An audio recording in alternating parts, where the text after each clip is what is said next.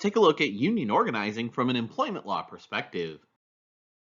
Unions are formed over a period of time, sometimes months, sometimes years, in which employees dissatisfied with their treatment by their employer become convinced that unionization is the best way to improve their lot.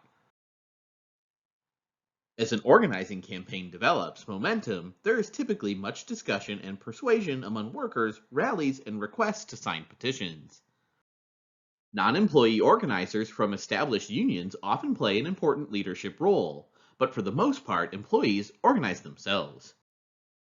If sufficient support is established, the NLRB might be petitioned to hold an election to determine whether a union will be certified as the legal representative of the employees.